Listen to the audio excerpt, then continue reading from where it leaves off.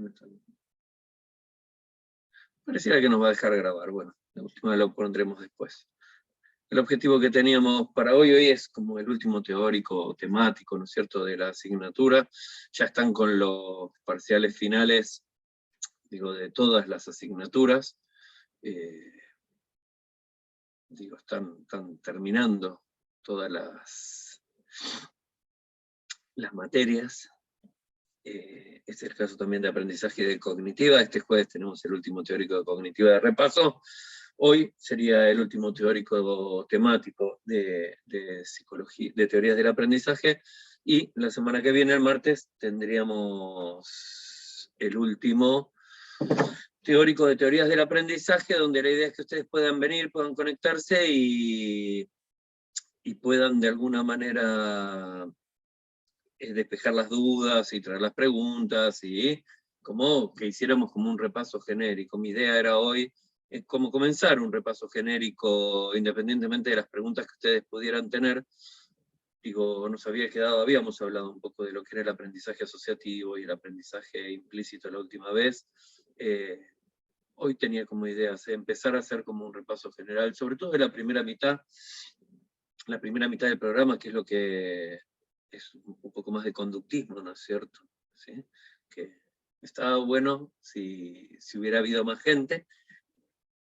Como esto va a salir grabado, si les avisamos de que hubo un inconveniente con Zoom, que no sabemos cuál fue, por el cual era difícil poder conectarse o poder acceder. De hecho, yo estoy tratando de acceder por mi celular y no puedo, dice que no es posible unirme al teórico usando, digamos, cualquiera de las credenciales que usamos normalmente. Así que bueno, la vamos a grabar, va a aparecer después en YouTube para que la puedan ver, y bueno, y acá estamos, ¿sí? Entonces, vamos un poco a hacer como una especie de recorrida, ¿no es cierto?, de cuáles fueron los temas que se fueron viendo, no en los teóricos, porque sí hemos desarrollado un montón de clases de teóricos de acuerdo a un cronograma donde se vieron algunos temas que no se iban viendo en los prácticos, o que se veían con mucho menos profundidad en los teóricos de lo que se vieron en los prácticos, ¿sí? Su primer práctico fue una introducción a las teorías del aprendizaje, ¿sí?, donde básicamente tienen una perspectiva muy, muy clásica, que es la de Swenson, desde donde él explica un poco cómo va a abordar el tema del aprendizaje, de las diferentes teorías, tratando de descubrir o de encontrar o de alguna manera determinar el qué, el cómo del aprendizaje, la influencia o sea, cuánto uno trae genéticamente, cuánto hay de ambiente, ¿sí?, y cuánto hay de naturaleza, o sea, cuántas cosas vienen genéticamente determinadas o son hereditarias, y cuáles son aquellas cosas que se aprenden desde el entorno, ¿no es cierto?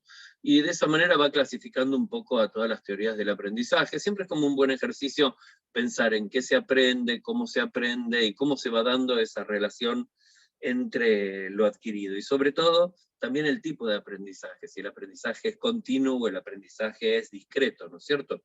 Si el aprendizaje se produce, por ejemplo, como cuando se hablaba para la Gestalt. Para la Gestalt, el comentario de Swenson, o la categorización de Swenson, es que el aprendizaje es totalmente discreto, que se dan aprendizajes, o el aprendizaje se produce, o se produce una reestructuración, ¿no es cierto?, de carácter cognitivo, producto de lo que él llama el efecto, ¿sí?, el ajá, ¿no es cierto?, o de alguna manera es una reestructuración por ahí perceptiva, pero que también da lugar a una reestructuración cognitiva, y solo en esos momentos particulares se produce aprendizaje, en contraposición a otros modelos donde el aprendizaje es continuo, donde continuamente uno está expuesto a estímulos ambientales, y por lo tanto uno aprende de manera continua. Con respecto a qué se aprende para el conductismo, vimos como dos grandes modelos, ¿no es cierto?, diferenciados dentro del conductismo, que es lo que llamamos el conductismo clásico y el conductismo, ¿sí?, o el conductismo respondiente, ¿sí?, frente al conductismo operante. ¿Sí? Dos clases, ¿no es cierto?, de modelos básicamente asociacionistas.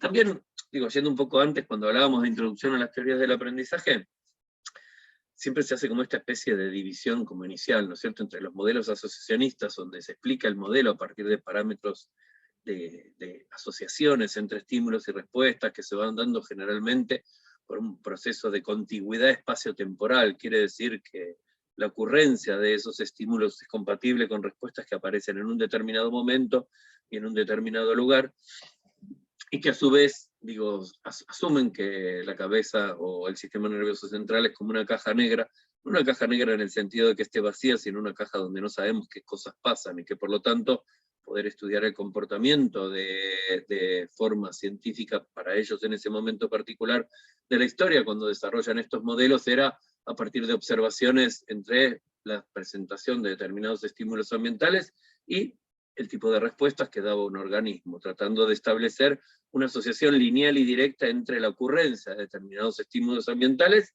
y la aparición sistemática de determinado tipo de respuestas. En función de ese esquema es que proponen ¿sí? teorías de carácter asociacionista y que de alguna manera tienen también una generalización, ¿no es cierto? O sea, de modelos de aprendizaje animales se hacen generalizaciones a modelos humanos, como suponiendo que, bueno, que todos los organismos aprenden de formas semejantes. Luego, a partir de que estas teorías van evolucionando, empieza ya a establecer como que hay diferencias en cuanto a los niveles y a los tipos de sistemas nerviosos centrales, que implican mayores niveles de complejidad en el repertorio de respuestas, inclusive en la aparición del lenguaje o de ciertas características que resultan prácticamente como distintivas de la especie humana.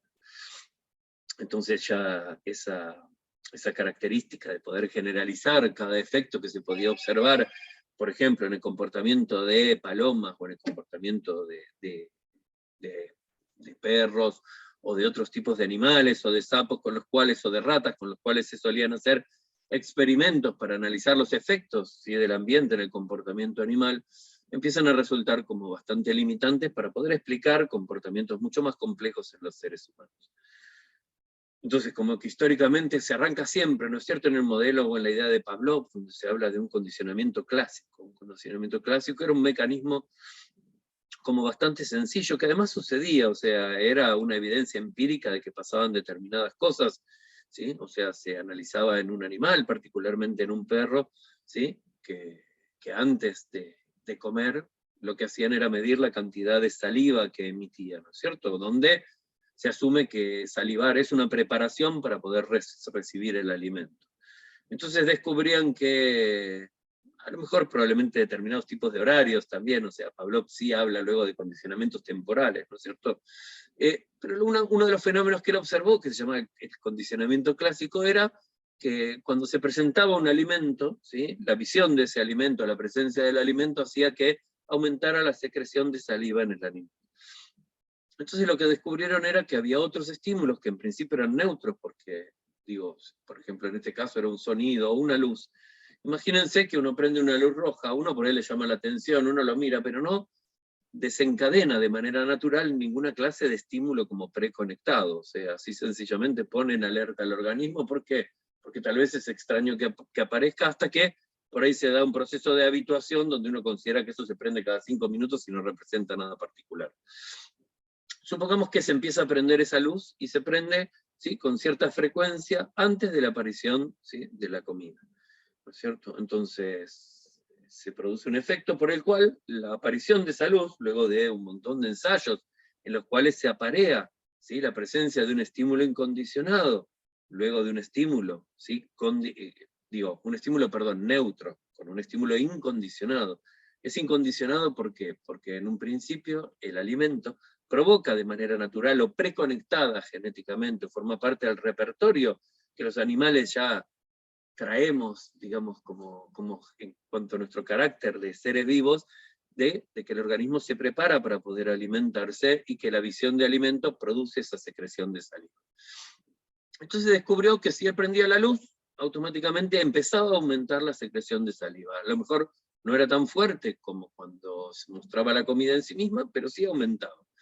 Entonces empieza a hacer experimentos con eso, variar la cantidad de tiempo que pasaba entre la presentación de la luz y la presentación de la comida, y analizar estos efectos, ¿no es cierto?, de salivación. Y llega a la conclusión de que luego de un número de ensayos importante, ese estímulo que en un principio era neutro, empezó a ser condicionado. ¿Condicionado por qué? Porque se había apareado en el mismo lugar y en el mismo momento, previamente, con un estímulo que sí provocaba un reflejo incondicionado. Entonces también una respuesta incondicionada. En este caso, Pablo habla de reflejos. Lo que él va a decir es, uy, la luz adquirió, producto de esto, y esto es aprendizaje. ¿Por qué? Porque la luz antes no provocaba nada en el animal, y ahora una luz de determinadas características determina que ese animal se ponga a salivar. Entonces provoca lo que él llama un reflejo condicionado, porque no era natural, ¿no es cierto? Entonces, este condicionamiento o esta forma de aprender instala una idea sumamente interesante, como decir, bueno, si se puede aprender esto, entonces se podrían aprender un montón de cosas. Entonces, recuerden siempre que para que se produzca un condicionamiento clásico, primero hay que mostrar un estímulo neutro, luego un estímulo incondicionado, ¿sí? Que provoca una respuesta, porque yo muestro primero la comida y luego muestro la luz, en realidad no logro que ese condicionamiento se produzca. Tiene un nombre dentro de la teoría que se lo considera condicionamiento retrógrado en términos pavlovianos, ¿cierto? Este tipo de condicionamiento particular. Inclusive Pavlov desarrolla una serie de experimentos por los cuales empieza a darse cuenta de que hay diferentes condiciones, como el condicionamiento temporal, ¿no es cierto? Que uno lo puede percibir si uno tiene animales, por ejemplo, a su cargo y los alimenta siempre a la misma hora, un rato antes del horario de la alimentación, los animales empiezan a estar más agitados, a pedir, a moverse, o sea, recuerdan, ¿no? De alguna manera aprendieron que a determinada hora se come. Uno dice, pero ¿cómo? Si no tienen un reloj, no tienen noción de la hora, ¿no? Pero bueno, se produce un condicionamiento por espacio de tiempo, donde pareciera que hay como una especie de reloj interno que le avisa que está próximo a aparecer, ¿no es cierto?, la comida. Y por lo tanto empieza a provocar esos reflejos, ¿sí?, de alguna forma condicionados. Si uno convive con animales, también uno empieza a ver que hay como un montón de estos condicionamientos, o que parecería que se producen un montón de conocimientos, no sé, cuando a veces uno acostumbra cocinar y darle de comer algo a los animales, no sé, yo en mi casa cuando por ahí hago un asado o voy a cortar carne, afilo el cuchillo antes de hacerlo, y cada vez que afilo el cuchillo, los animales se acercan y se ponen al lado. ¿Por qué? Porque saben que parte de los recortes de la carne que estoy haciendo se los voy a dar. Entonces ya el sonido de un cuchillo afilándose para ellos representa una oportunidad de comida. ¿Sí? No siempre pasa. Entonces una de las cosas de las cuales hablaba Pavlov en este sentido era de que si ese estímulo incondicionado, ¿sí?, no era de alguna manera apareado con cierta frecuencia, perdón, el reflejo condicionado, o sea, la luz, no se asociaba, o sea, si yo prendía la luz pero no les daba de comer, con el paso del tiempo se iba a producir lo que se llama la extinción, que quiere decir que ese estímulo, que en este caso era la luz roja, iba a ir perdiendo la capacidad de provocar esa salivación, o el estímulo de salivar, el reflejo de salivar frente a la luz, iba a ir disminuyendo lentamente hasta no producir ningún efecto. Era lo que se llamaba una extinción. Entonces, ¿qué quiere decir? Que para este, digamos, paradigma del condicionamiento clásico, un estímulo incondicionado resulta una especie de reforzador del estímulo condicionado. O sea, ¿sí?, es una forma de reforzarlo. Y si este refuerzo no ocurre, se supone que ese condicionamiento tiende a desaparecer o extinguirse. Entonces esto que investigó Pavlov, en animales, dio lugar como una especie de revolución que generó, sobre todo en los Estados Unidos, muchísimas clases de investigaciones sobre este tipo de fenómenos, este tipo de procesos, o la posibilidad de tener injerencia o poder de alguna manera manipular, ordenar o manejar el comportamiento de los seres humanos. Entonces, nosotros vemos uno de los autores clásicos, ¿sí? Hay otros como Guthrie, por ejemplo, que también es un teórico del condicionamiento clásico, pero se ve históricamente como Watson. Watson es como una especie de paradigma dentro del condicionamiento clásico en los Estados Unidos, donde formula una serie de leyes, ¿sí?, tomando estos principios que de alguna forma había observado Pavlov. Pavlov era un neurofisiólogo, en realidad no era un teórico ni siquiera del aprendizaje. Watson sí era un psicólogo. Y entonces empieza a pensar en esto y a decir, bueno, hay dos leyes básicamente que para él explican el aprendizaje. Dice que todo se aprende en función de dos leyes particulares, que son la ley de la proximidad temporal, ¿sí?, y la ley de la frecuencia. O sea, en función de estas dos leyes, creo que son estas dos si no me confundo, puede fallar. No lo tengo delante, pero creo que sí, son estas dos leyes, no tengo son. en función de estas dos leyes se puede aprender cualquier cosa. Entonces empieza a ser como una serie de experimentos. La ley de frecuencia de proximidad temporal dice que si un estímulo provoca una respuesta por parte de un organismo, ¿sí? Cada vez que se presente ese estímulo, la primera respuesta que se va a observar, o sea, va a haber un aumento de la tasa de respuesta de esa respuesta en particular, ¿sí? O sea, solamente por una cuestión temporal. Y la ley de la frecuencia es que cuanto más se apareen, ¿sí?, un estímulo incondicionado con un estímulo condicionado, mayor será la probabilidad de que provoquen una respuesta semejante o idéntica.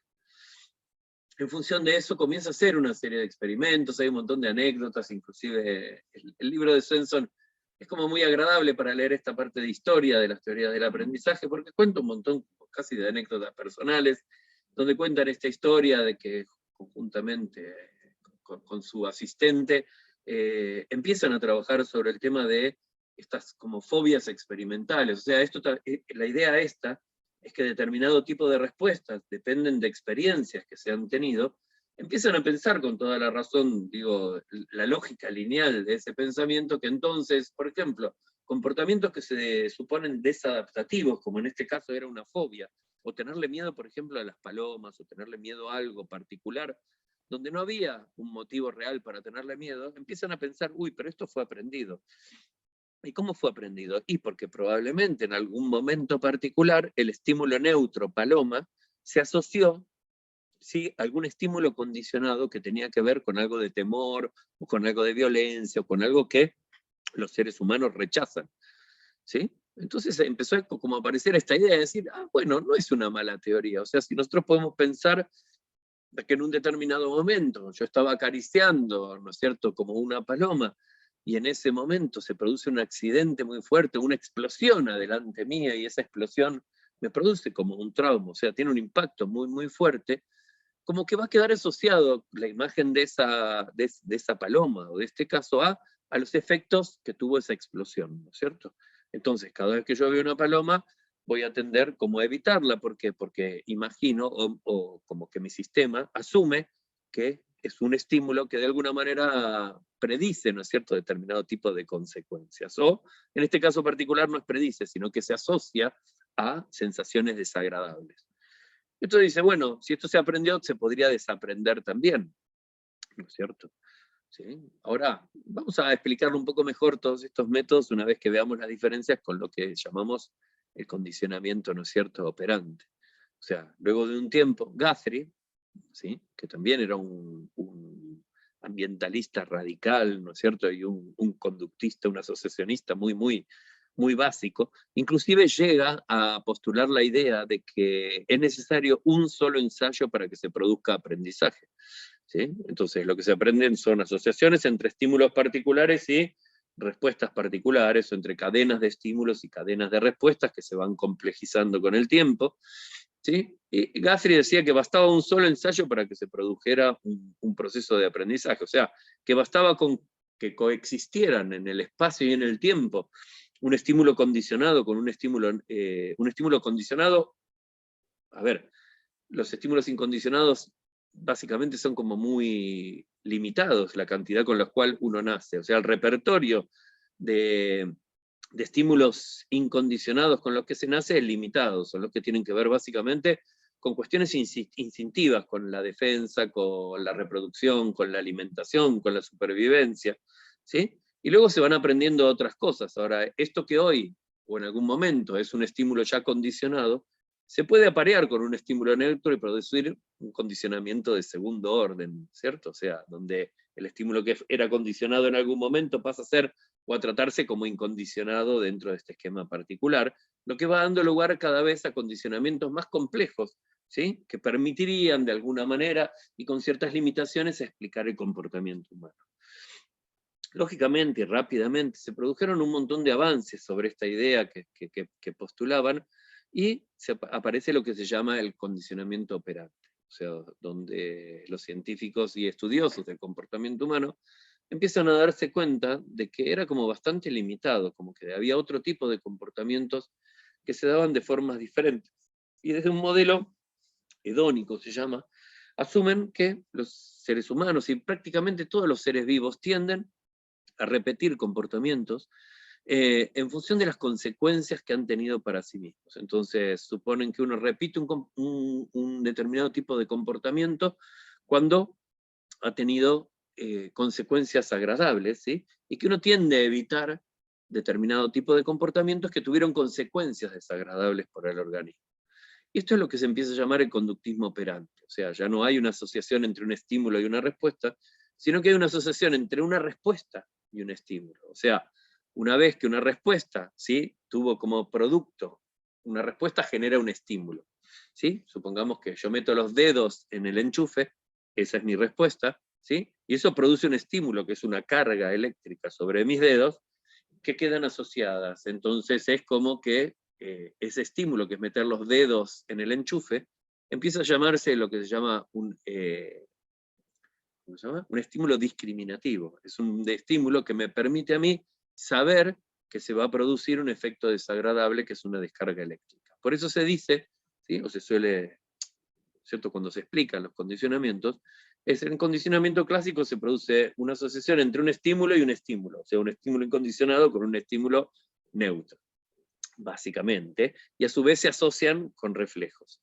En el caso del conductismo operante, se producen asociaciones entre respuestas, ¿sí?, y estímulos, ¿sí?, como que se invierte ese esquema.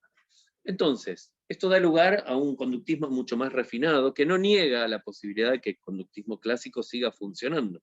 Personas como Skinner o como Thorndike, ¿sí?, que son dos de los principales exponentes del conductismo operante dentro de la historia, empiezan a proponer, ¿sí?, y empiezan a hacer experimentaciones con diferentes tipos de animales para tratar de determinar cómo se maneja, ¿no es cierto?, cómo se produce este tipo de aprendizaje, ¿no es cierto?, donde uno trata de repetir comportamientos que traen consecuencias agradables para uno, reforzadores positivos, se los llama, y uno trata de evitar consecuencias desagradables que se denominan castigos, ¿sí?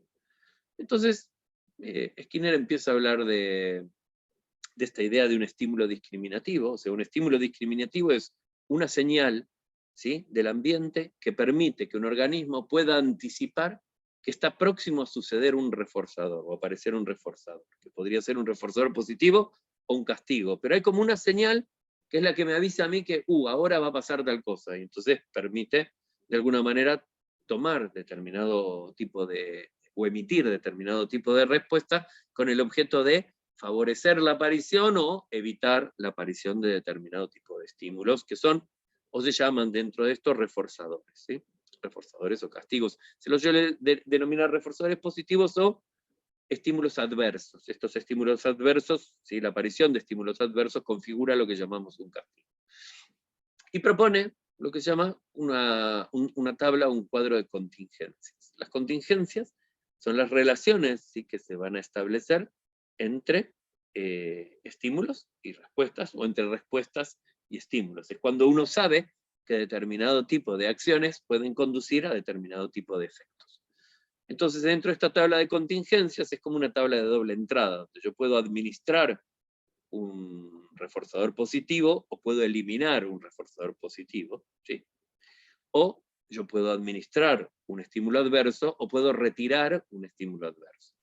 Entonces, en este cuadro de contingencias se explica que, lo cual tiene toda la lógica, si yo pienso que la administración de un reforzador positivo aumenta la tasa, ¿sí?, de emisión de un determinado comportamiento. ¿Qué quiere decir? Que si yo tomo, imaginemos un organismo, podría ser un perro, ¿sí?, y ante un determinado tipo de comportamiento, ¿sí?, le doy una cantidad de alimento, es muy probable que vuelva a repetirse ese tipo de comportamiento y yo le vuelva a dar un alimento, y que luego empiece a emitir de manera espontánea y natural y deliberada ese comportamiento para recibir un alimento. O sea, empieza a entender que si hago tal cosa, voy a tener un premio. Como ese premio me gusta, hago esa cosa. Ahora vamos a ver cómo tiene que ver esto con el tema de la frecuencia, ¿no es cierto?, de aparición. Entonces decimos, bueno, bárbaro, si yo presento un reforzador positivo, entonces, ¿cómo se produce un condicionamiento operante? Bueno, supuestamente, y de acuerdo como dicen Skinner y Thorndike también, uno debe esperar a que el organismo espontáneamente emita una respuesta, que es aquella respuesta que uno quiere reforzar o quiere que aumente, ¿no es cierto?, su tasa de ocurrencia o de aparición. Entonces es como que yo sigo al organismo y cuando veo que hace algo, por ejemplo, imagínense que el animal hace sus necesidades adentro de la casa y uno no quiere. Entonces yo medio como que lo voy siguiendo. Cuando veo que va a hacer sus necesidades fuera de la casa, en un rincón, me acerco y le puedo dar comida, le puedo dar caricias, le puedo dar una serie de reforzadores o cosas que al animal parecen agradarle, ¿no es cierto? Y entonces, cuando hace sus necesidades en otro lugar, no hago nada, pero cada vez que las hace en el lugar que yo quiero, le doy un tipo de estos reforzadores. Entonces, con el tiempo se produce un efecto empírico que es observable, digo, esto no es que es solo una teoría, ¿de qué? De que el animal, obviamente cuando uno está cerca, porque sabe, también se asocia a la presencia de uno, no solamente la comida. O sea, si yo no estoy en casa, el animal haga donde haga, no va a recibir un reforzador. Ahora, si yo estoy en casa, sabe que si hace sus necesidades en determinado lugar, sí le podría dar un reforzador.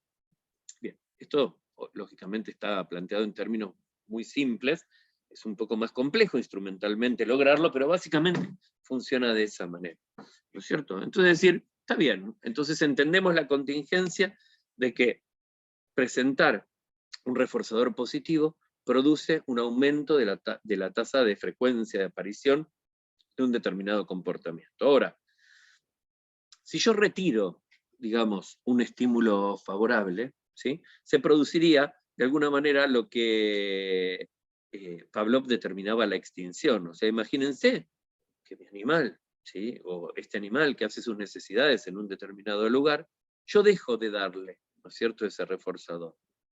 Se lo dejo de dar, se lo dejo de dar, se lo dejo de dar. Entonces, la frecuencia o la tasa de respuestas, o sea, la cantidad de veces que el animal emite esa respuesta, tiende a disminuir. ¿Por qué? Porque ya no hay un reforzador. Y se lo suele entender como castigo en el sentido de te quito algo que te gusta, ¿sí? Entonces, como ya no te lo doy, ya no hay ningún esfuerzo, ya no tiene sentido de alguna manera emitir esa respuesta porque no voy a obtener nada por ella.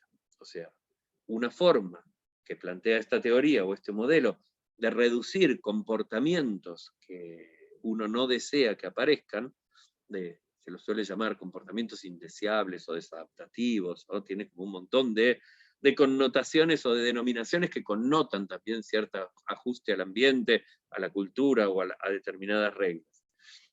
Entonces, cuando se cometen determinados tipos de conductas que en algún momento podían haber sido reforzadas, ¿no sé? A veces damos el ejemplo de un niño que hace un berrinche porque quiere algo. Entonces, está acostumbrado a que cada vez que vamos al shopping, por ejemplo, me dice, quiero un helado, quiero un helado, quiero un helado. Yo digo, no, quiero un helado, quiero un helado. Y se tira al piso y empieza a gritar y a patalear, entonces yo voy corriendo y le compro un helado. Entonces, de alguna forma uno asume que aprendió que determinado tipo de comportamientos, como ser un berrinche, le permiten ganar, ¿sí?, un reforzador positivo que lo que quiere es un helado. Entonces, si yo quisiera disminuir la aparición del berrinche, debería dejar de reforzarlo positivamente. O sea, cada vez él hace un berrinche y yo no le doy nada. Él hace otro berrinche y yo no le doy nada. Va a llegar un momento donde va a mirar y va a decir, no, ¿para qué voy a hacer un berrinche? Sí, es como un gasto de energía terrible y no voy a ganar nada. Entonces, de alguna manera, vemos cómo entregar un reforzador positivo produce un aumento en la tasa de respuestas y sacarlo produce una disminución en la tasa de respuestas. Por el otro lado tenemos los estímulos adversos. O sea, claramente, presentar un estímulo adverso se empieza a asociar a una evitación, una disminución muy rápida de la tasa de respuestas en función de la intensidad de ese estímulo adverso. Entonces, ciertos experimentos que se hacían inicialmente con animales a los cuales se les colocaba, no sé, una corriente eléctrica por debajo de los pies frente a una, donde se caminaba sobre un piso metálico, ¿no es cierto?, donde uno podía ponerle electricidad, o uno podía presentar estímulos adversos, como digo, claramente que producen un efecto desagradable, rápidamente se empezaban a evitar ese tipo de comportamientos, ¿sí? Entonces se producían como asociaciones, digo, determinado tipo de comportamiento, si vos haces esto, te toca esto. Entonces era como decir, bueno, si yo meto los dedos en el enchufe, me da una patada. lógicamente es un estímulo adverso, una corriente eléctrica. Entonces, espontáneamente, fui y metí los dedos en el enchufe, cuando era chico, haciendo una exploración, me dio una patada. Nunca más voy a volver a meter los dedos en un enchufe porque aprendí de alguna manera, o se produjo un condicionamiento de que se produce una consecuencia adversa o algo que a uno no le gusta. ¿Sí? Ahí el animal está escuchándonos atentamente para saber qué es lo que, cómo nos van a condicionar. Bien, entonces claramente queda demostrado cómo un estímulo adverso produce una reducción, ¿no es cierto?, de determinados tipos de comportamientos. Y por el otro lado hay también, mucho más complejo este paradigma, que es que eliminar un estímulo adverso también produce un aumento de determinado tipo de comportamientos, ¿no es cierto? Se lo suele llamar, ¿sí?, reforzamiento negativo. ¿Sí? O sea, un refuerzo negativo, un reforzamiento. Un refuerzo es como la recompensa en sí misma, material, lo que uno da. ¿Sí? En realidad es un reforzador eso, un reforzador. Y reforzamiento o refuerzo es todo el conjunto, ¿sí? Es para que uno no se confunda, ¿sí?, entre lo que es un reforzador particular y la idea del refuerzo como una acción conjunta que tiene causas y que tiene efectos. Entonces, digo, tiene como efecto este refuerzo negativo, reforzamiento negativo, que yo retiro un estímulo adverso, y al retirar el estímulo adverso, se promueve un aumento de la tasa de respuestas. Entonces, si alguien hace algo particular y pasaban cosas feas, y ahora ya no pasan si uno hace ese determinado tipo de cosas, se supone, o la teoría predice, que ese comportamiento tiende a aumentar su tasa de respuestas o tiende a aparecer. Va a tender a aparecer si en realidad obtiene algún tipo de reforzamiento positivo, ¿sí? Esto se empieza a generar, digo, como ustedes ven, hay otra columna dentro del cuadro de contingencias, que es cuando aleatoriamente yo doy refuerzos negativos o positivos y se producen lo que se llaman condicionamientos supersticiosos. Entonces, imagínense que así como estoy vestido, me pongo estos anteojos y me voy a rendir un examen y en el examen me revientan, me saco un 0 y salgo del examen diciendo, esto serán los anteojos. Voy a otro examen, me vuelve a ir mal. Y digo, no, definitivamente son los anteojos, me los saco. Voy al examen sin anteojos y me saco un 10. Rápidamente, para mi mente, se produjo, hay como una especie de contingencia entre usar anteojos y los resultados. O sea, como 2 veces los tenía puestos, ¿sí?, y me fue mal. Y el día que fui sin anteojos, ¿sí?, me fue bien. Es como que digo, bueno, por las dudas, no voy a usar más los anteojos, porque podría ser que los anteojos me traigan mala suerte. Por eso se llama superstición, o sea, las supersticiones también están como basadas en este tipo de coincidencias. ¿Por qué? Porque la vida en que uno vive, naturalmente, no están controladas las consecuencias sobre nuestro comportamiento, y hay momentos en los cuales emitimos comportamientos y azarosamente se producen efectos y naturalmente tendemos como a asociarlos. Ahora, si eso no vuelve a pasar, difícilmente se produzca un condicionamiento. Ahora, si pasa una vez más, ya es como la confirmación de, no, cada vez que hago tal cosa, pasa tal otra.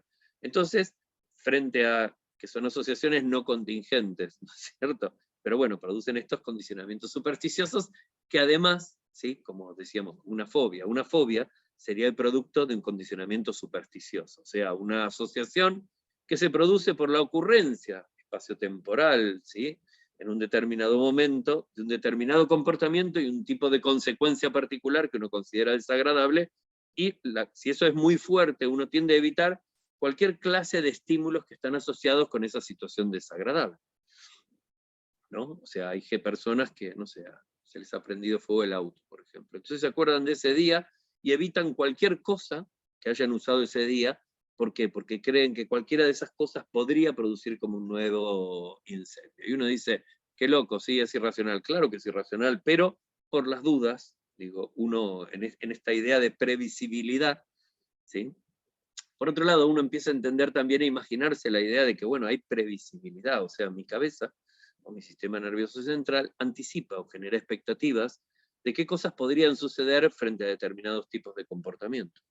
Entonces, si nosotros lo pensáramos así, ya empezaríamos a aceptar la existencia de un sistema cognitivo que de alguna manera no tenía lugar dentro de esta idea del condicionamiento. Este condicionamiento se daba independientemente de cualquier proceso cognitivo que hubiera. Tenía que ver solamente con los efectos de estos reforzadores. Muy bien. Entonces Skinner plantea como esta tabla de contingencias, ¿no es cierto? Y empieza a estudiar estos efectos. Y empieza a darse cuenta de que se dan efectos diferentes durante los procesos de entrenamiento y el comportamiento posterior cuando ya no hay. El entrenamiento es cuando yo administro reforzadores de una manera sistemática y objetiva y regulada, y qué es lo que pasa después cuando ya dejo de darlos, tanto reforzadores positivos como reforzadores negativos.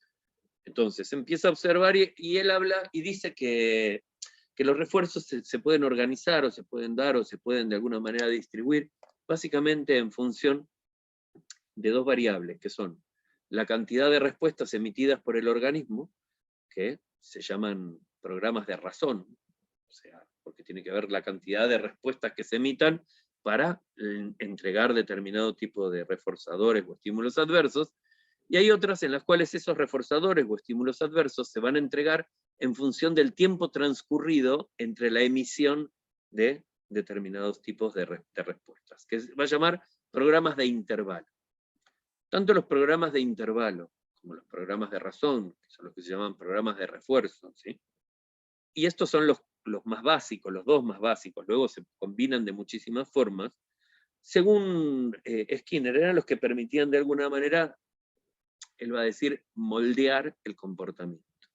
O sea, el comportamiento se va moldeando en función de la administración correcta, planificada y adecuada de los reforzadores y los estímulos adversos frente a los comportamientos de, básicamente, tantos seres vivos, ¿no es cierto? Entonces, lo lleva a un punto tal donde escribe una novela que se llama Walden 2, que es como una ciudad de ficción en la cual las niñas son criados no por sus padres, sino comunitariamente, de acuerdo a una serie de reglas particulares para poder generar efectos particulares. O sea, Skinner decía, ustedes denme un niño y yo haré con él lo que ustedes quieran que hagan, ¿no es cierto? Es como enseñarle, como que todo el comportamiento era producto del aprendizaje, por lo tanto, si uno tomaba un niño que acababa de nacer, era como una hoja en blanco en la cual se podía escribir lo que uno quisiera escribir, ¿sí? Y enseñar lo que uno quisiera enseñar. Y si uno tomaba una persona más adulta que tenía una serie de comportamientos, esos comportamientos se podían de alguna manera extinguir o eliminar y sustituirlos por otros tipos de comportamientos. Entonces, parecía que existía un paradigma como que permitía poder formar, educar, adoctrinar, enseñar, torturar, o sea, un montón de cosas sobre las personas y sobre los seres vivos. O sea, permitía tener control sobre el comportamiento, permitía dirigirlo de alguna manera en función de la administración de estos reforzadores, lo cual por un lado parecía como un gran descubrimiento a nivel, digamos, científico, pero también aparecía como una herramienta que podía transformarse en algo cruel. O sea, yo podía enseñar a alguien a tener miedo a determinados tipos de cosas o a evitar determinado tipo de cosas solo porque a mí me parecían mal, ¿no es cierto? O porque a determinado tipo de ideologías le parecía mal, entonces deberían eliminarse, ¿sí? Comienza a ser luego la base de la propaganda, ¿no es cierto? Después uno como va mirando y como va diciendo, esto que planteaban en términos de un laboratorio, trabajando con un sapo, con una rata, con una paloma, que lo que hacía era picotear en un lugar directo y que eso le daba comida, se deriva en una serie de leyes generales que tienen una fuerte influencia sobre el comportamiento humano, ¿sí? Básicamente, no solamente también sobre el comportamiento animal, o sea, los métodos de adiestramiento animal se basan, ¿sí?, en estos modelos de programas de refuerzo. O de administrar las contingencias, se dice, ¿no es cierto? O sea, es de lograr moldear, ¿sí?, moldear el comportamiento. Esto de acuerdo a lo que Skinner decía, se producía por un proceso de aproximaciones sucesivas, ¿cierto? Imagínense el ejemplo que él da. Él utilizaba, Skinner particularmente, un dispositivo donde utilizaba palomas. Y esas palomas, ¿sí?, en algún momento estaban adentro de un lugar cerrado donde picoteaban. Cuando picoteaban en un determinado lugar, que era, imaginemos, ¿no?, como un círculo así, en cualquier lugar de ese círculo, una máquina soltaba un grano de maíz. Entonces la paloma lo veía, se supone como que aprendía, y empezaba a picotear dentro de ese círculo, y cada vez que picoteaba aparecía un grano de maíz. Entonces luego lo que hace es, tiene ese círculo, y dentro pone un círculo más chico. Entonces solo empieza a dar un grano de maíz cuando picotea en el círculo más chico. Entonces esa paloma empieza a aprender que ya no es en cualquier lugar del círculo, sino en una parte particular. O sea, se va produciendo un método sucesivo de mayor niveles de precisión, ¿cierto? Entonces llega un momento donde es solo un punto donde esa paloma pica y va a obtener un grano de comida. Entonces ya uno suelta la paloma dentro de esa caja y directamente cuando quiere comida va y pica en un punto exacto. O sea, hubo un proceso de aprendizaje o de moldeamiento de su comportamiento para llevarlo a que la paloma hiciera lo que nosotros queríamos que hiciera, o sea, que tocara o picoteara en un lugar particular. Lógicamente, estos métodos de moldeamiento empezaron a resultar mucho más eficientes cuando se hacía una especie de condicionamiento se llama discriminativo, o sea, de alguna manera empiezan a combinarse la aplicación de reforzadores positivos y de estímulos adversos.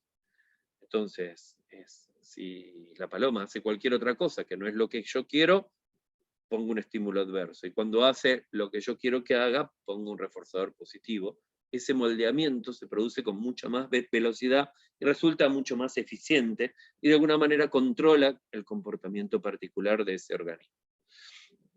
Imagínense el impacto que tiene esto, ¿no es cierto?, no solo sobre el aprendizaje en una escuela, donde alguien que hace bien la tarea o termina primero o lo hace sin errores, le pones muy bien 10, felicitado, y le regalan un caramelo o le dan una serie de elogios de todo tipo, ¿sí? Y a quien no lo hace o lo hace mal le aplican un 0 y le ponen hasta unas orejas de burro.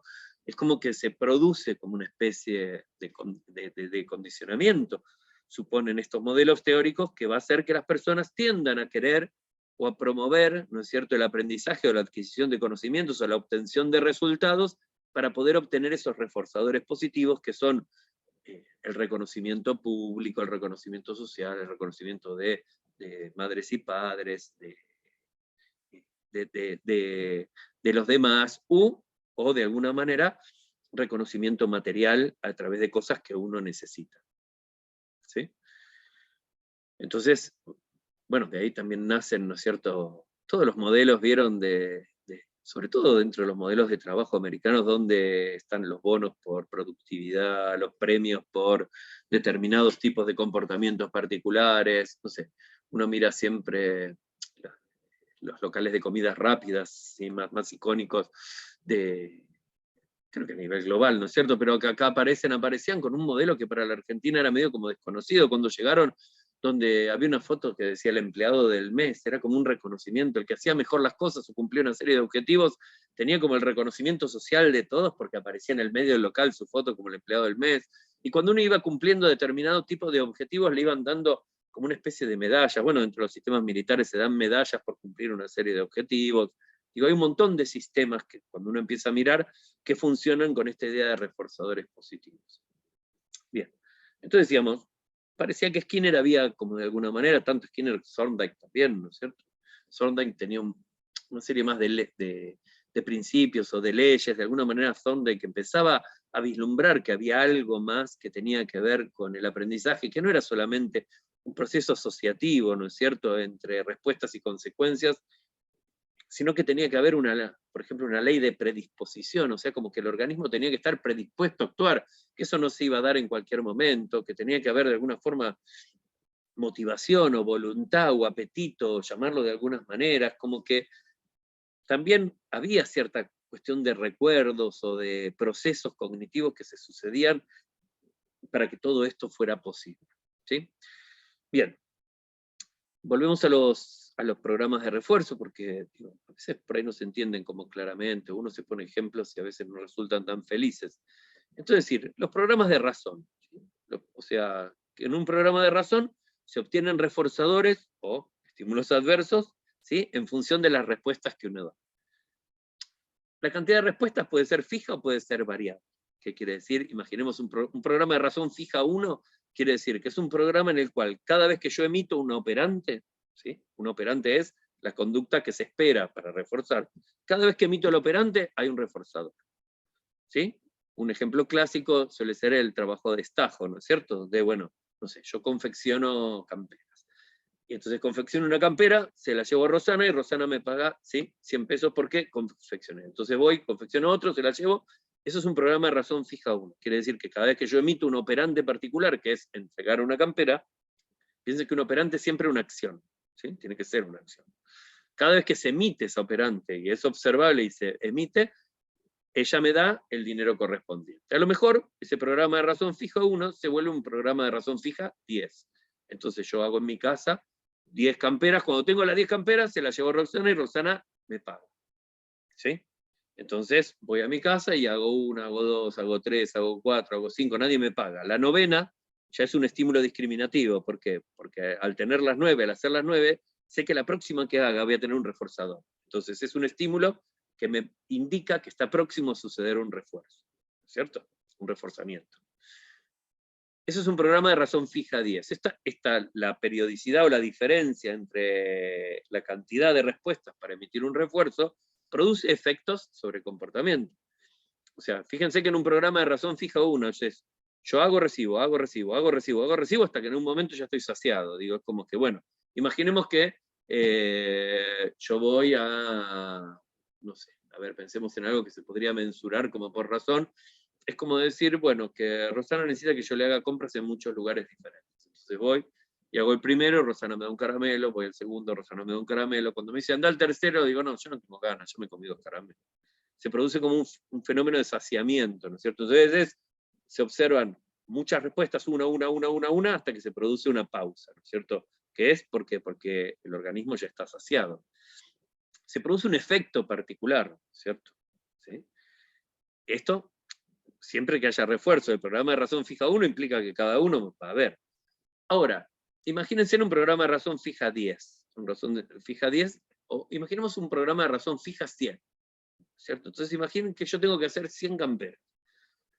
Entonces arranco y empiezo a hacerlas tranquilo, digo, pero bueno, empiezo a tener hambre y tengo que ir a comprar comida y no tengo plata y tengo que hacer 100 camperas. Entonces, ¿qué hago? Me pongo y trabajo sin parar, trabajo mucho, y tengo las 100 camperas. Le llevo las 100 camperas a Rosana, Rosana me da la plata, con eso voy, me compro comida, como, y me relajo y no empiezo a hacer camperas inmediatamente. Entonces el comportamiento tiene, ¿sí? Dentro, si uno lo mira en una curva, tiene como movimientos diferentes, ¿no es cierto? Se comporta de manera diferente, ¿sí?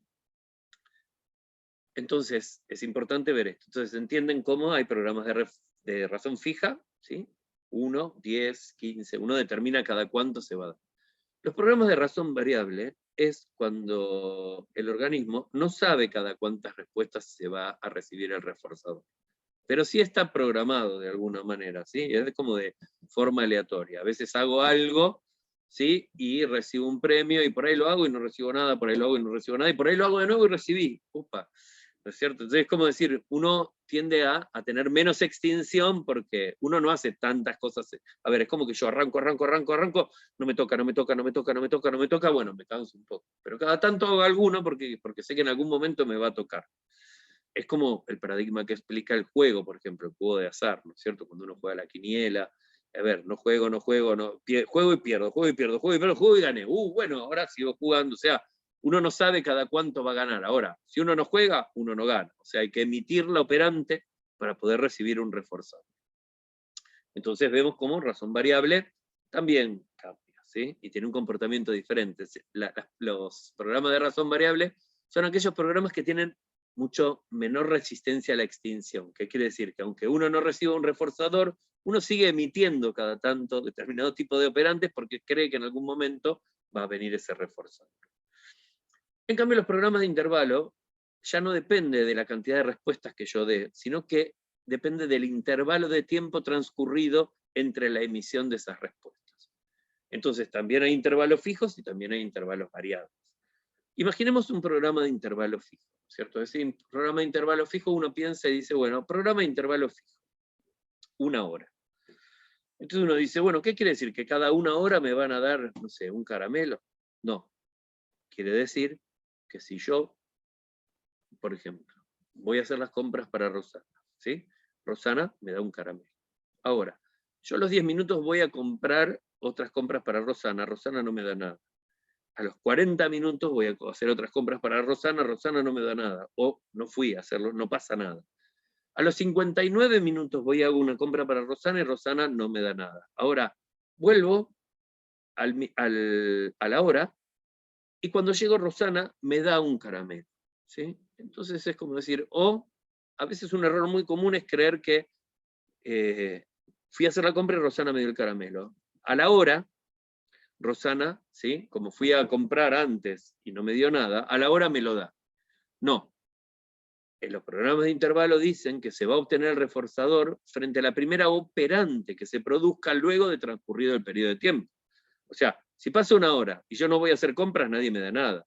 Ahora, la próxima vez que yo vaya a hacer compras, después de haber pasado ese intervalo, ahí sí me van a dar un caramelo. Entonces, si pasaron 3 horas, es un programa de intervalo fijo 1 hora.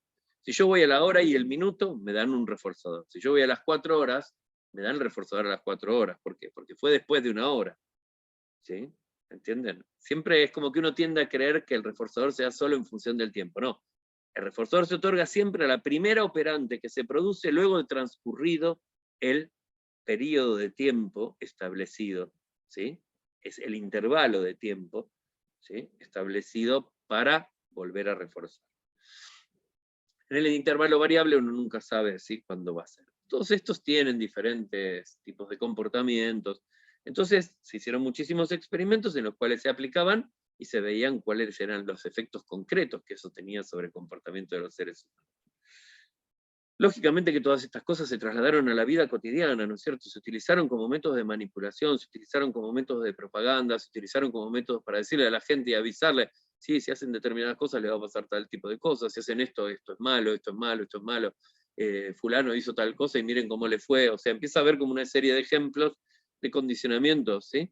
Que luego más tarde cuando uno ve Bandura dicen, está bien, son por observación. ¿Por qué? Porque para que haya un aprendizaje, de acuerdo a Skinner, yo tendría que haber emitido la operante. En cambio, en una propaganda, yo siempre la miro.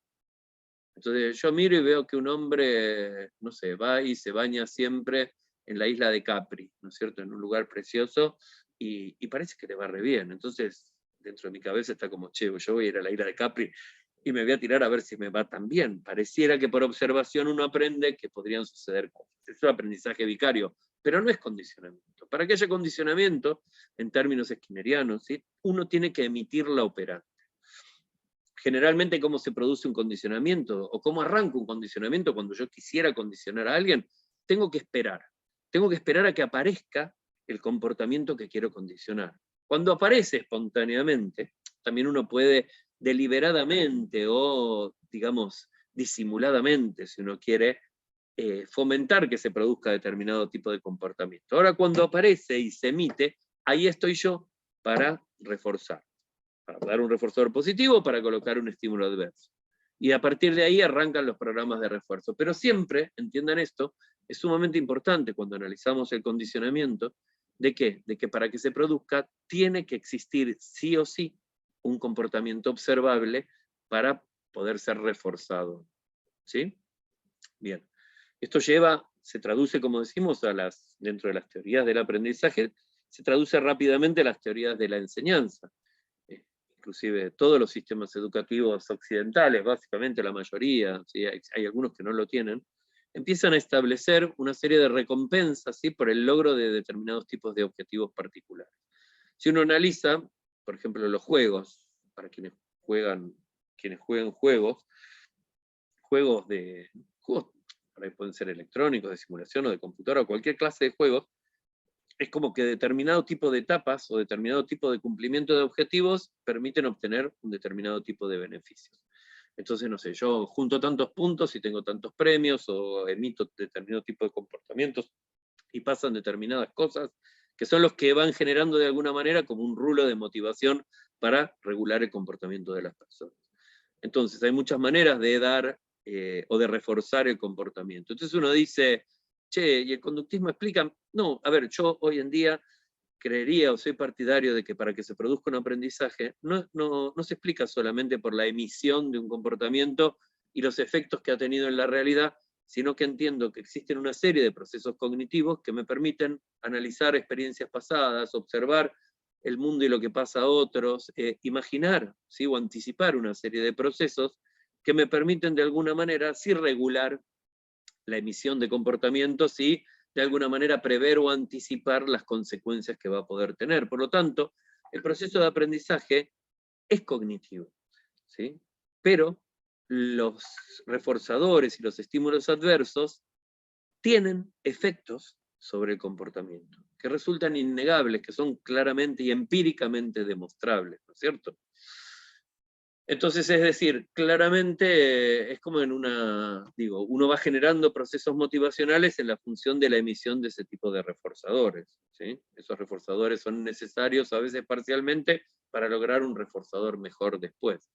Entonces, las calificaciones. En algún momento dentro de la historia de las escuelas en la Argentina, al menos durante mi existencia, ¿no es cierto? Yo he ido a la escuela primaria, donde tenía una maestra que cada vez que entregaba una tarea me la corregía y me ponía notas, bien, regular, mal, muy bien 10, felicitado, excelente. Había una escala bastante arbitraria, ¿no es cierto?, de una serie de reforzadores positivos o elogiosos para el comportamiento de uno.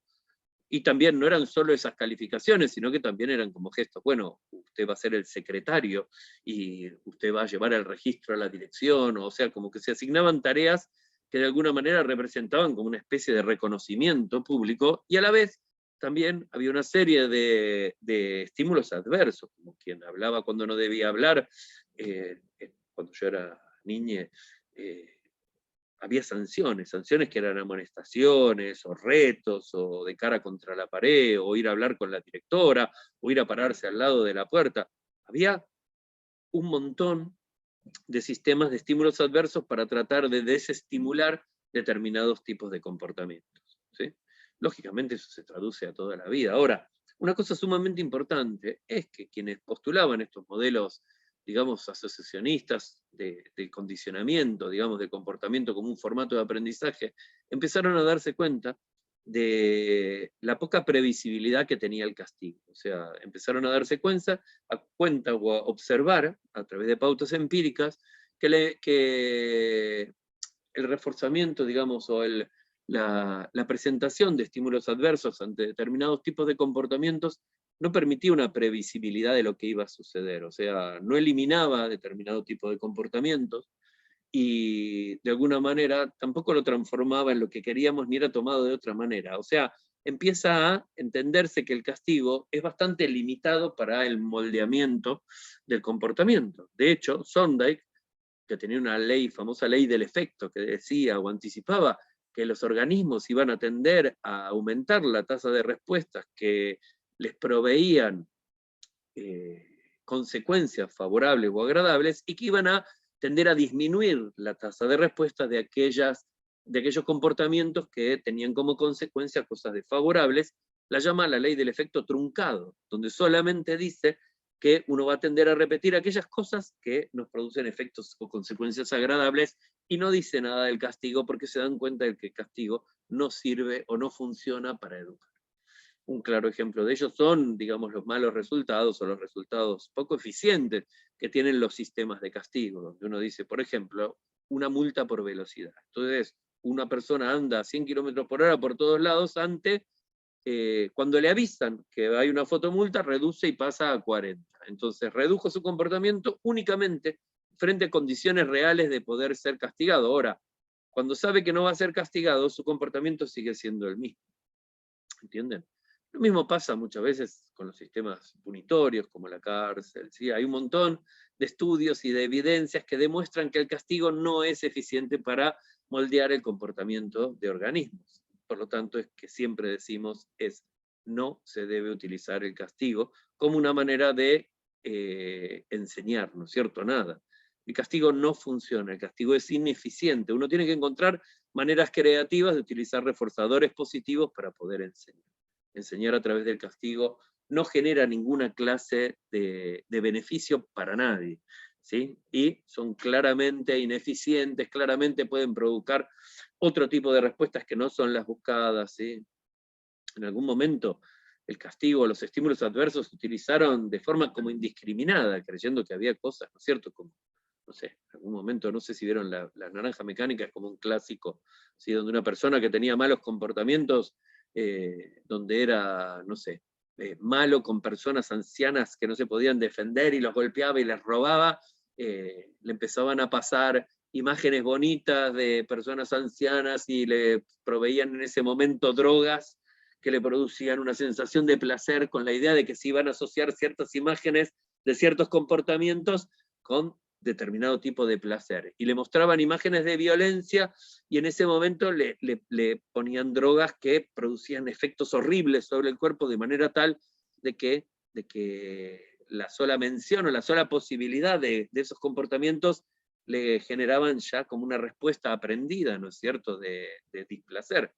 Lo que de alguna manera predecía, de acuerdo a esta teoría, que esa persona no iba a hacer más cosas malas e iba a hacer cosas buenas. O sea, el castigo parecía ser una herramienta para este tipo de comportamientos. No les voy a spoilear la película, porque hay un montón de gente que no la vio, pero si la ven, van a poder observar cómo, bueno, estas cosas no terminan de funcionar como predecía la teoría. De hecho, el paradigma asociacionista, o el paradigma skinneriano, o el paradigma del condicionamiento operante, digo, no es que desaparece, sino que necesita ser reformulado, donde se empiezan a incorporar un montón de elementos cognitivos que empiezan a explicar de por qué esto es mucho más complejo de lo que se esperaba. Ahora, hoy en día, uno puede decir, sí, desde el punto de vista teórico el conductismo tiene una serie de limitaciones sumamente importantes para el aprendizaje. Evidentemente hay ciertos componentes de carácter cognitivo que la memoria, la atención, el funcionamiento ejecutivo, la anticipación, la causalidad, un montón de cosas que suceden que no se pueden observar,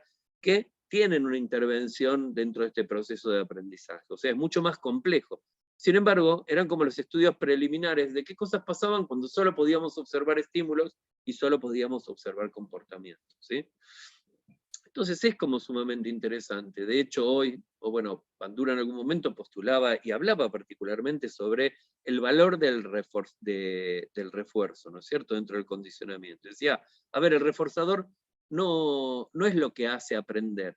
A ver, cuando yo veo a alguien que mete el dedo en el enchufe y le da una patada, ya lo aprendí, ¿sí? Y lo aprendí observando, no me tuvo que pasar, no tuvo que haber una consecuencia. Digo, probablemente no meta los dedos en el enchufe porque sé que la consecuencia fue desagradable. Entonces no aprendí a través de una asociación entre estímulos y respuestas, o respuestas y estímulos, sino que aprendí a partir de la observación y del funcionamiento de una serie de procesos que no son directamente observables, que uno supone que están adentro, ¿sí?, en la parte de arriba de la cabeza, ¿sí? ¿Entienden? Entonces, como decir, uno debería mirar al conductismo, ¿no? Siempre hay como una mirada adentro, sobre todo de la cultura argentina, ¿no es cierto?, particularmente, casi despreciativa sobre lo que es el conductismo y sobre el trabajo que realizaron los conductistas, como si hubiera sido algo malo, como si hubiera sido una cosa como de mala calidad, o como si fuera una cosa como de ignorantes, y en realidad fueron científicos que estudiaron el comportamiento humano, son científicos o son principios de los cuales se derivaron la mayor parte de los métodos, ¿sí?, actuales de condicionamiento, de control social o de condicionamiento de personas o de educación de personas, y muchas de las reglas, ¿sí?, no hablamos de las leyes, sino de los procedimientos que ellos utilizaban para lograr determinados tipos de efectos, siguen siendo eficientes. O sea, de alguna manera uno puede predecir que, dependiendo, ¿no es cierto?, el precio, pero es muy probable que determinado tipo de reforzadores logren el aumento de la tasa de respuesta en muchísimos seres, ¿no es cierto? Lógicamente va a haber excepciones, ¿por qué? Porque no es solo eso, sino que hay un montón de otros elementos un poco más complejos. Pero sí, sigue siendo una manera particular y sumamente actual, digo, a ver, el otro día hablábamos sobre cómo se obtenía, por ejemplo, información, o cómo lográbamos que la gente hiciera determinadas cosas. Entonces, alguien le decía, si usted hace tal cosa, le prometemos que le vamos a dar, ¿sí?, tal otra. Ahora, la manera de determinar qué es lo que hace la gente es como al revés. Entonces, yo miro lo que alguien hace, es como más observacional, ¿no es cierto? Y veo por qué lo hace, y veo qué es lo que gana. Y cuando veo qué es lo que gana, le ofrezco más cosas de las que le gusta. Es como, primero lo miro para poder darme cuenta de cuáles son los reforzadores particulares para esa persona, o qué cosas le gustan. Es como cuando uno mira, ¿no es cierto?, está mirando en internet y está buscando, no sé, necesito comprarme una nueva virome.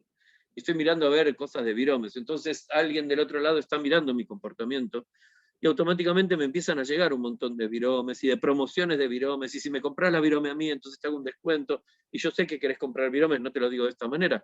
O sea, empieza a ser, sí, la forma observacional es como diferente, pero luego aparece la propuesta de che, acá hay un montón de reforzadores, un descuento es un reforzador, un beneficio adicional es, che, venite al banco conmigo, entonces vas a tener descuentos con, no sé, cuenta DNI o modo, permanentemente están ofreciéndonos una serie de reforzadores para que emitamos determinados comportamientos que pueden ser útiles para otros.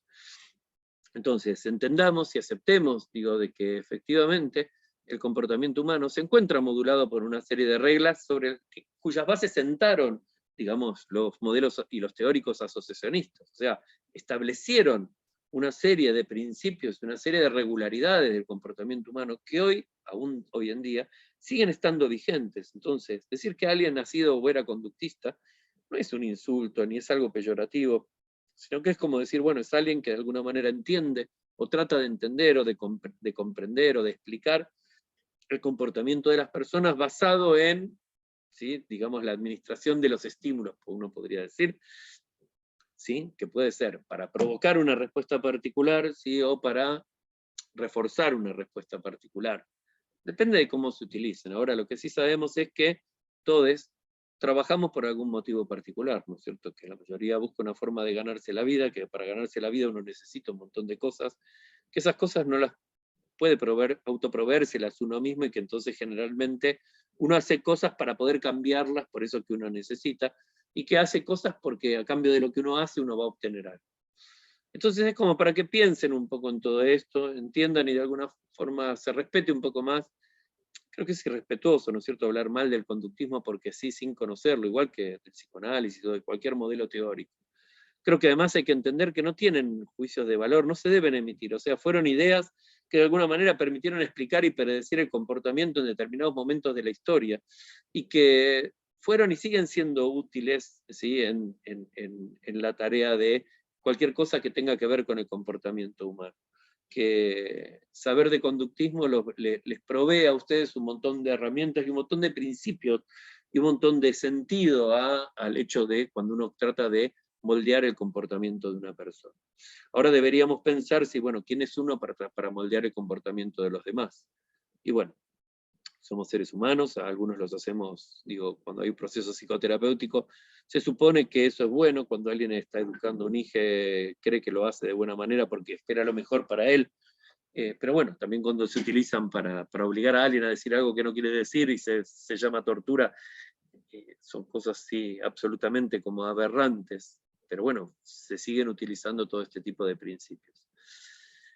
Así que bueno, vamos a ir terminando por hoy. Voy a guardarlo, este video, lo vamos a poner en YouTube. La semana que viene vamos a seguir un poco más adelante. Si quieren hacerme preguntas sobre conductismo, prepárenlas. Va a ser el martes 28 de junio, es nuestro último teórico, con vistas a la evaluación. Creo que un poco por arriba hemos hablado de las cuestiones fundamentales del conductismo y de sus aplicaciones. Si les quedan dudas todavía, nos vemos la semana que viene y las respondemos. Si quieren, pueden venir al teórico de la semana que viene. ¿Sí? Bueno, Rosana, muchas gracias, siempre firme en todos los teóricos, inclusive hasta cuando no se puede desde La Paz. Nos vemos la semana que viene. Chau, chau, hasta luego.